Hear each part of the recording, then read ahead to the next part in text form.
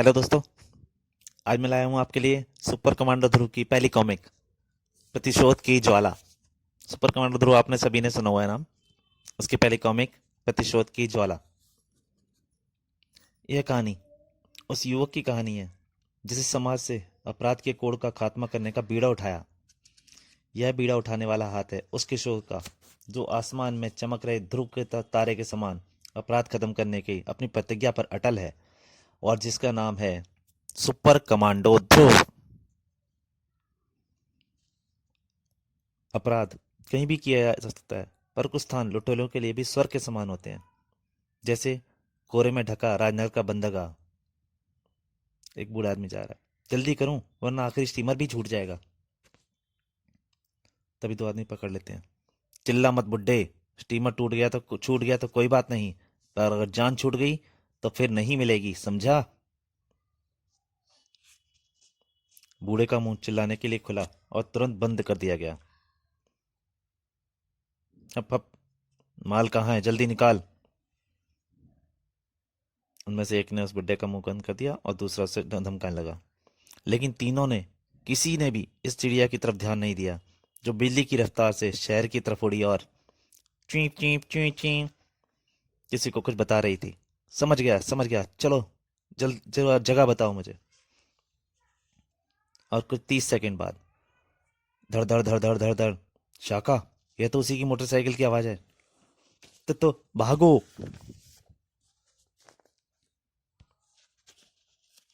दोनों तेजी से भागे,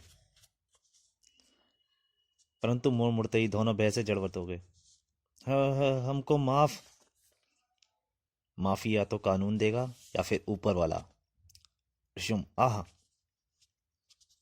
मैं नहीं। तड़ाक। पर बेटे, तुमको पता कैसे चला कि इस सुनसान में दो गुंडे मुझको लूट रहे हैं? मुझको एक चिड़िया ने बताया था बाबा। चिड़िया ने? वाह। नमस्कार बाबा। नमस्कार बेटे। यह था अपराध के खिलाफ एक अकेले व्यक्ति की जंग का एक बहुत छोटा सा हिस्सा। और यह अकेला व्यक्ति है स्पेशल कमांडो फोर्स का कैप्टन सुपर कमांडो ध्रुव। ध्रुव कई असाधारण शक्तियों का स्वामी है। Quack quack. वो समझ गया। वो पक्षियों से बातें कर लेता है,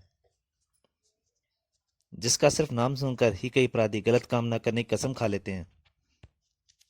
जो अपराधों के लिए मौत का पैगाम है और दुखियों के लिए इंसाफ की आवाज। अपराधियों का यह काल कहां से आया, इसका उत्तर या तो आईजी राजन जानते हैं या फिर ध्रुव का दिल, जिसमें अब तक धधक रही है प्रतिशोध की ज्वाला।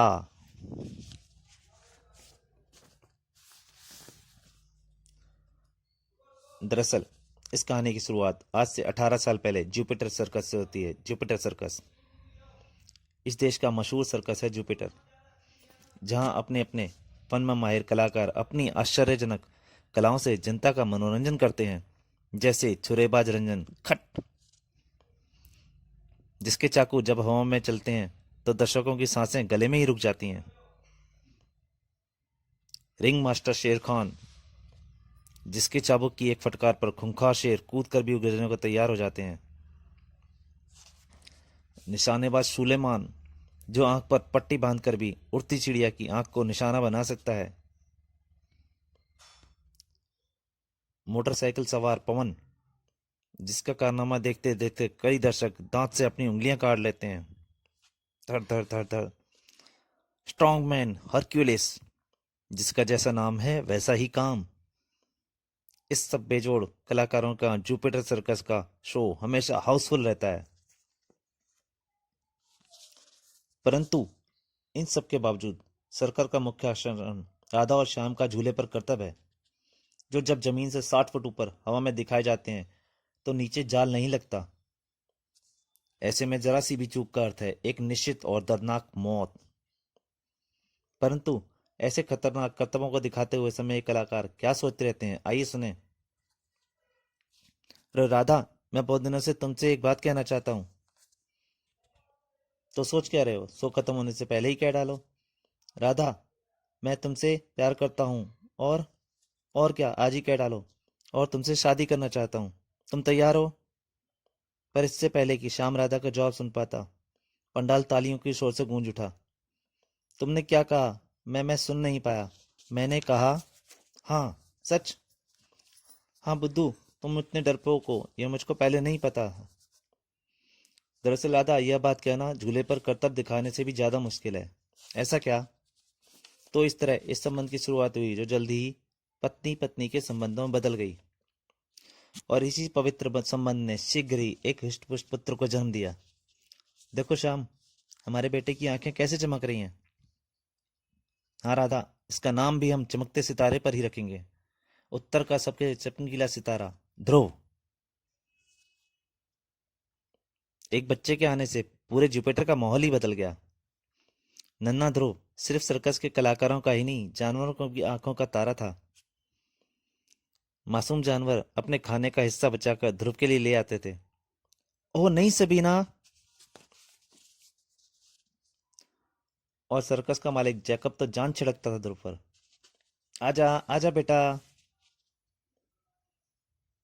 जानवरों की भी भाषा होती है, इस बात का एहसास नन्हे ध्रुव को बहुत तेजी से हो रहा था। गुर्र गुर्र गुर्र, क्या कहा? जोर से बोलो। गुर्र गुर्र, खेलने चलो। अच्छा ठीक है, लेकिन शाम को खेलेंगे, अभी माँ मारेगी।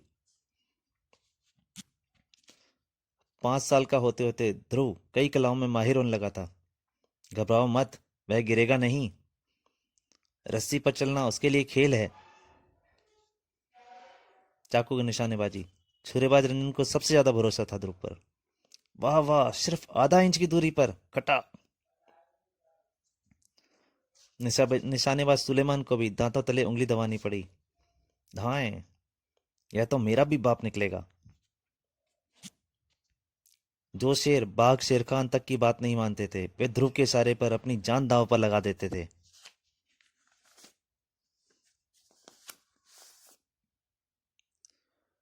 परंतु रस्सी के झूले पर करतब सीखना सबसे ज्यादा कठिन काम होता है, और इसके लिए ध्रुव को तब तक इंतजार करना पड़ा जब तक वह 13 वर्ष का नहीं हो गया। शाबाश बेटे, पैरों को जितना अधिक मोड़ सकोगे, कलाबाजी खाना उतना ही आसान होगा। मोटरसाइकिल सीखने का भी यही समय था। बहुत अच्छा। और चलते वक्त बदन को और आगे झुकाया करो। अपने बदन और पैरों को खास तरीके से मोड़ो तो हवा वही मोटरसाइकिल को मोड़ सकते हो। हाँ ऐसे। अब सिर्फ हरकुलिस से ध्रुव को सीखना बाकी था। ताकत बढ़ाने के लिए कुछ खास व्यायाम जरूरी हैं, लेकिन अधिकतर करतबों के पीछे कुछ खास गुर होते हैं। ईंट तोड़ देता सर से था, जैसे ईंट से चीज से ईंट तोड़ना, ऐसे। इसमें सिर्फ एक खास बात है। और धीरे धीरे ध्रुव ने इस क्षेत्र में भी महारत हासिल कर ली, और इसके साथ ही ध्रुव के सीखने का समय भी खत्म हो गया। अब समय था ध्रुव के आश्चर्यजनक करिश्मों को जनता के सामने पेश करने का। धाएं, फर फर फर। और ध्रुव ने अपने गुरुओं को निराश नहीं किया। तनाक, टिंग। जनता ध्रुव के करिश्मों को देखकर झूम उठी। ध्रुव का हर कारनामा मौत को चुनौती देता हुआ सा था। सर से दीवार को तोड़ना, रस्सी के ऊपर मोटरसाइकिल चलाना, निशानेबाजी, चाकू के करतब। ध्रुव के करतबों ने जुपिटर सर्कस को एक बार फिर ख्याति के शिखर पर ला खड़ा किया। जुपिटर सर्कस का मालिक ध्रुव को पाकर अपने आप को दुनिया का सबसे भाग्यशाली व्यक्ति समझ रहा था। लेकिन जैकब की निश्चिंतता के साथ दूसरे सर्कसों के मालिकों की मुसीबतें बढ़ती जा रही थीं, जैसे कुंदनपुर में चल रही ग्लोब सर्कस की। तड़ाक! क्यों बे नातू कमीने, हमने तुझको जानवरों पर नजर रखने के लिए रखा है या उनको तगड़ा करने के लिए? बॉस, इस नाथू ने आज फिर शैतान को मांस का एक टुकड़ा ज्यादा दिया। मांस की इस बोटी का पैसा क्या तेरा बाप देगा? बोल। मालिक, वो शैतान भूख से रो रहा था तो गलती हो गई मालिक, माफ कर दीजिए। तूने हमारा बहुत नुकसान किया है नाथू। जब इससे उस बोटी का दाम वसूल लो। नहीं मालिक, रहम कीजिए। भयभीत नाथू पलटा, लेकिन तभी जुबिस्को का बलिष्ठ मुक्का उससे आग लगा। भड़ाक। और इससे पहले कि उसके खुले मुंह से चीख निकलती, जो विस्क का दूसरा करारा वार उस पर पड़ चुका था। तड़ाक। इस बार चीखने का कोई मौका न था, क्योंकि नाथू का मस्तिष्क धीरे धीरे अंधेरे में डूबता जा रहा था। तो दोस्तों, सुपर कमांडो ध्रुव की इस पहली कॉमिक के पहले पार्ट में यहीं तक। इसके लिए, इसके आगे की कहानी के लिए दूसरे पार्ट का इंतजार कीजिए, वो भी जल्दी आएगा। नमस्कार।